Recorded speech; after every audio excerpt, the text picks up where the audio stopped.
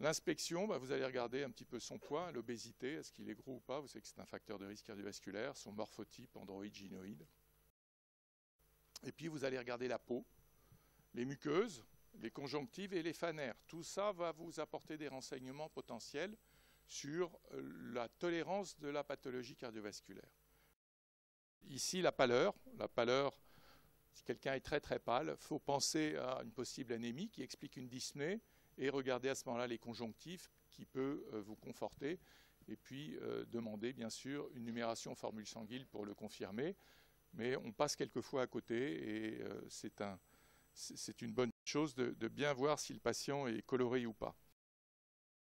Vous allez regarder les muqueuses pour voir s'il y a une cyanose, donc notamment il y a les cardiopathies cyanogènes, vous voyez que les lèvres qui sont violettes. Vous allez regarder les conjonctives, d'une part lorsqu'il y a une pâleur pour voir s'il y a des conjonctives qui sont bien vascularisées, ou bien au contraire avec un ictère. Donc ce n'est pas spécifique d'une pathologie cardiovasculaire, mais dans le cadre de l'insuffisance cardiaque droite, avec un retentissement hépatique, vous pouvez avoir cet ictère. L'hypocratisme digital, vous voyez un ongle normal et vous voyez cet ongle en verre bombé, en verre de montre, là aussi cardiopathie cyanogène, des malformations congénitales. Ça c'est très important, hein, quand vous en aurez vu une fois, vous ne l'oublierez pas, des marbrures. Donc un patient qui est en signe de choc, ça veut dire qu'il tolère mal son état cardiovasculaire et qu'il y a urgence à s'en occuper. Okay, donc ça c'est réparti sur les jambes, sur les bras, sur le thorax. C'est associé en général donc à une hypotension artérielle, quelquefois des troubles de conscience, et donc c'est un état de choc. Le patient ne va pas bien, il faut faire vite. La fréquence respiratoire, vous allez regarder le cou, essentiellement les vaisseaux, carotides, jugulaires et puis thyroïde, si éventuellement le patient a un gros cou et que de toute évidence il a une hypertrophie thyroïdienne, plus des palpitations, vous allez tout de suite penser à la fibrillation auriculaire. Donc tout ça, ça va assez de pair. Vous allez vous intéresser au pouls éventuellement carotidien et surtout à la jugulaire. Lorsque le patient est couché, il est normal de voir la jugulaire.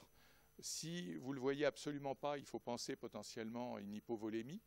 Par contre, quand vous mettez le patient en demi-assis à 45 degrés, vous ne devez pas voir le tracé de la jugulaire, et notamment lorsqu'elle est très gonflée. Ceci signe une élévation des pressions ventriculaires et auriculaires droites, hein, car la jugulaire, elle est dans la continuité de l'oreillette droite.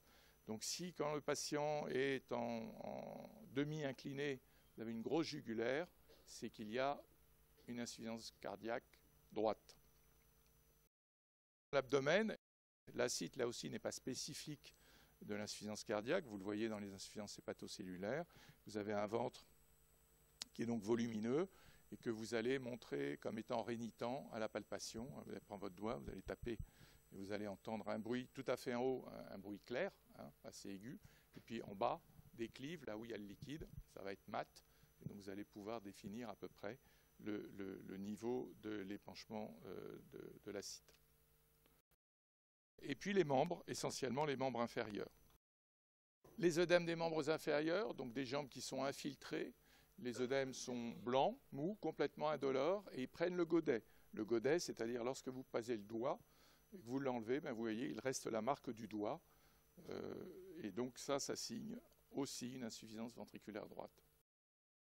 Vous allez regarder au niveau des doigts de pied s'il n'y a pas des signes d'embole de cholestérol. Donc ce sont des patients qui ont des plaques d'athérome au niveau de l'aorte qui tout d'un coup vont disséminer en extrémité, vont donner une ischémie extrêmement distale avec ces orteils violets, douloureux. Ça migre aussi au niveau du rein, donc vous avez une insuffisance rénale.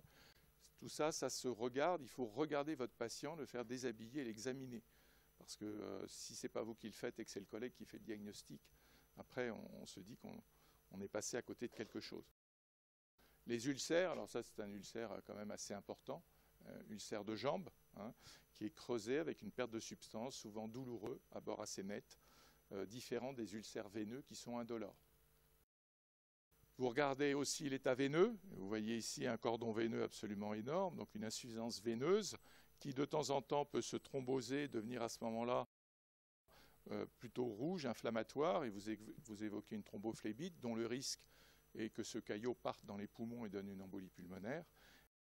Et puis à terme, lorsque les patients ont un très mauvais état veineux, ont fait plusieurs fois des accidents éventuellement de phlébite périphérique, vous avez une dermite ocre qui témoigne là aussi d'un mauvais état veineux et souvent d'une insuffisance cardiaque droite.